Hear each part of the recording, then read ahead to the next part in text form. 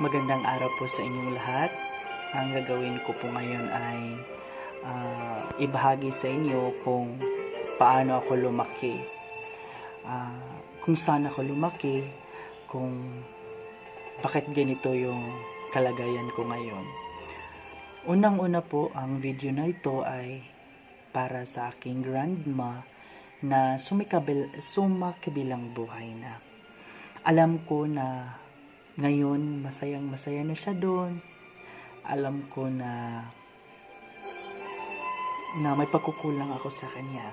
May mga bagay na pinagsisihan ko, yung pagsisisi ko na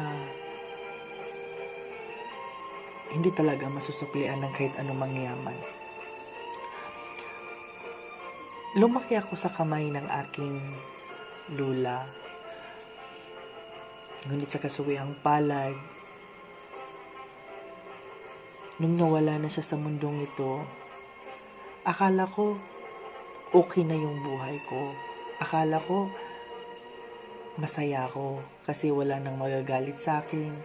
Wala na palaging, "Uy, Dong, punta ka doon, lakaw dito, palit dito kuan." Utos ng utos, ganyan. Pero ngayon naisip ko na kailangan ko talaga siya. Kasi iniwan ako ng magulang ko nung maliit pa lang ako. Tapos lumaki ako sa kamay niya. Akala ko okay lang eh. Akala ko okay lang na wala siya. Ang sakit pala. Nagawa kong video na to para sa kanya. Para malaman niya kung gaano ko siya kamahal.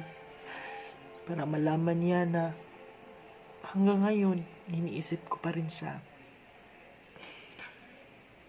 Iniwan ako ng magulang ko nung 7 buwan pa lang ako. Tas, kala ko sa sarili ko, kaya kong mag-isa. At darating sa point na sumuko na ako.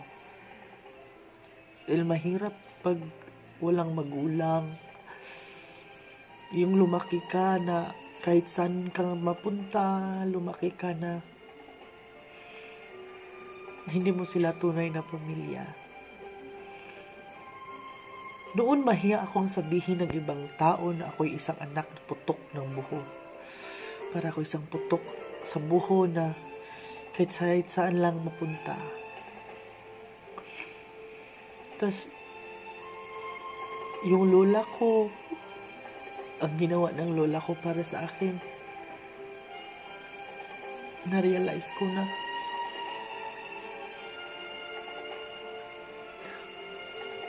mahalaga pala.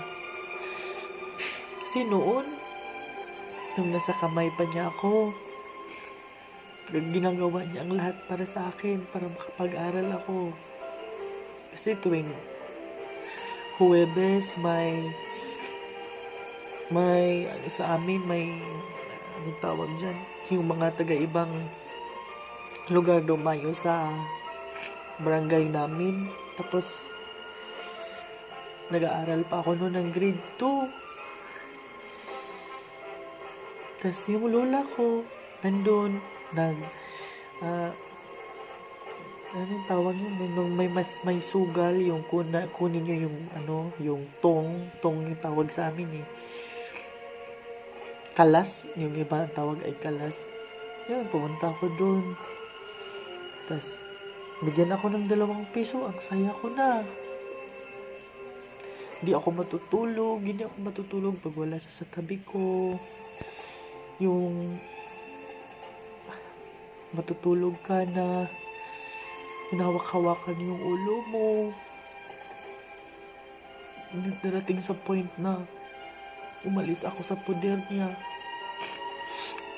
Umalis ako sa puder niya kasi gusto ko makapagtapos ng pag-aaral. pumunta ako ng Toledo.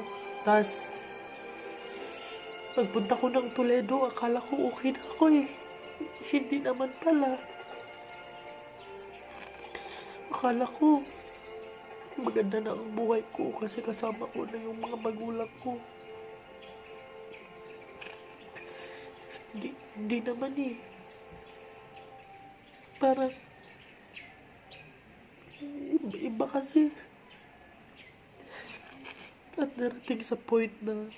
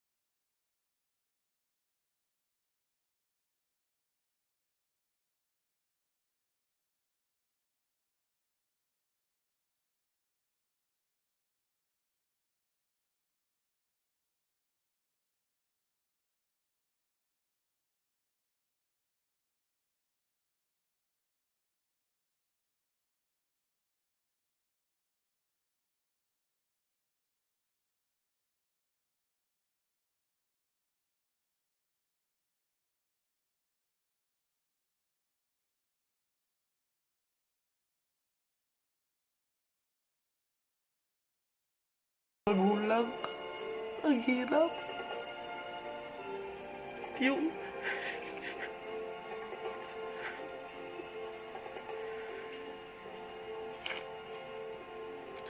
yung gusto mong,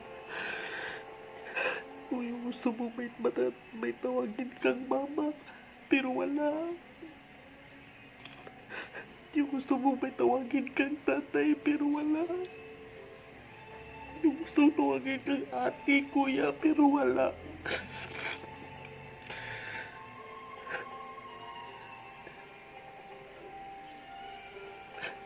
Pero ang lahat ng iyon, dahil sa lola ko, nabuo ang pagkatao ko.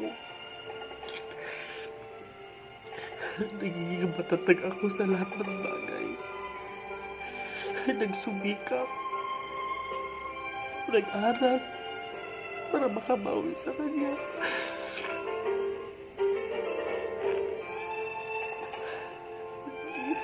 Yung suliran. Yung music ng suliran at tawa ko kasi ayaw niyang ipa-off yung radio pag suliran na. Tapos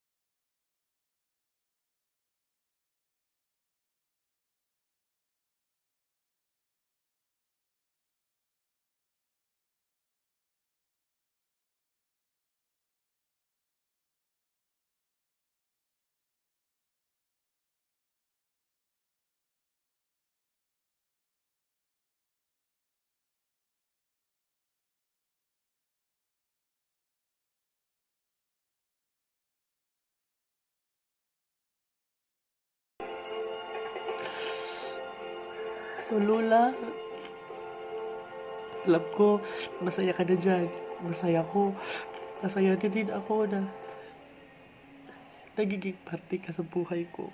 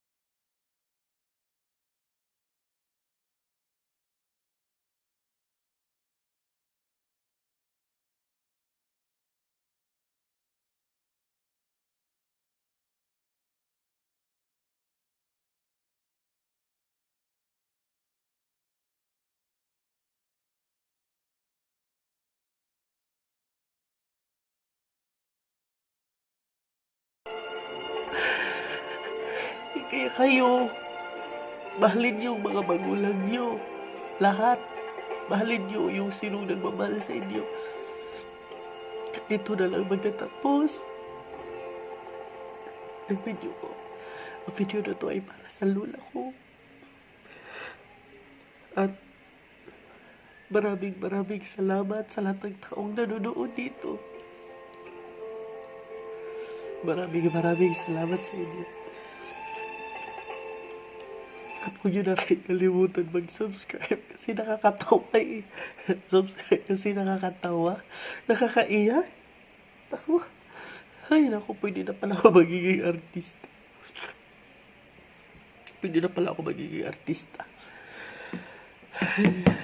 Kaya, maraming salamat sa inyo.